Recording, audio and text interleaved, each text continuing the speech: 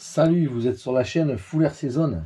Dans cette nouvelle vidéo, on va regarder ensemble l'avancement du montage du châssis Inferno MP11 de Kyosho, les derniers éléments qui nous restent à monter, et on regardera plus en détail la pose du connecteur XT60 et le calage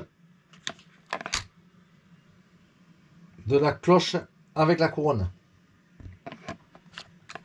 Mais avant toute chose, n'oubliez pas de vous abonner pour ne rien manquer.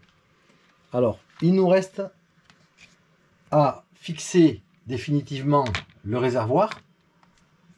On aura la durite pour connecter évidemment ici le filtre à essence. Donc j'avais présenté en le démontant ce nouveau filtre à essence.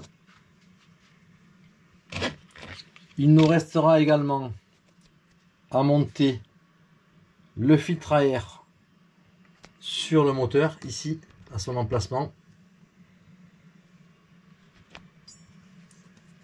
On a pour le fixer au bout ici un clip, puisqu'il vient se fixer sur cette partie pour qu'il soit totalement immobile. On aura également ici à poser le plot avec la fixation du bout de résonateur. Enfin, l'aileron, ici c'est un aileron qui est assez souple. Il est assez souple.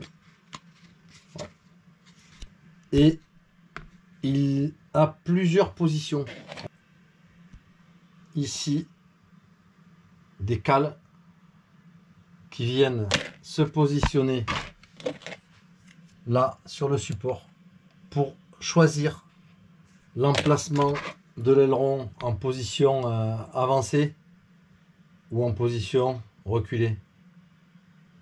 Voilà les derniers éléments qu'il nous restera à fixer pour terminer le châssis. On travaillera également sur la carrosserie ici.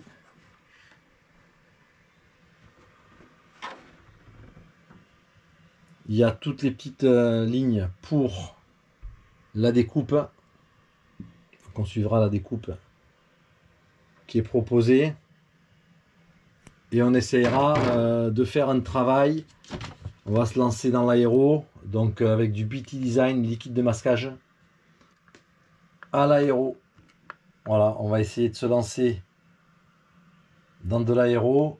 Donc pour cette carrosserie Kyosho MP11, on va se lancer dans de la peinture aéro. Alors maintenant je reviens sur ici le connecteur XT60. Alors on s'est aperçu que la carrosserie, elle va venir se positionner très à ras ici des boîtes. Donc on ne pouvait pas mettre un connecteur avec la boucle ici. Donc on a fabriqué ici une fiche. On a soudé les plots à l'intérieur et on a mis une petite gaine thermo ici pour fermer, pour que ce soit propre. Et sur la boîte, on a simplement très légèrement agrandi l'emplacement prévu pour un inter classique pour pouvoir ici fixer la prise XT60.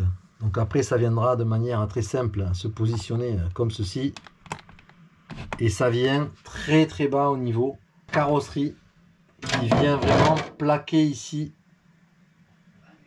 la voiture. Voilà, enfin le dernier élément que je vais vous montrer, c'est le calage de la cloche avec la couronne.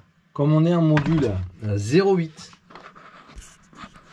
le calage il est très très fin. Donc ici évidemment c'est très libre. Voilà, tout est très libre. Le cliquetis, je vais vous le montrer. Il est très très très léger.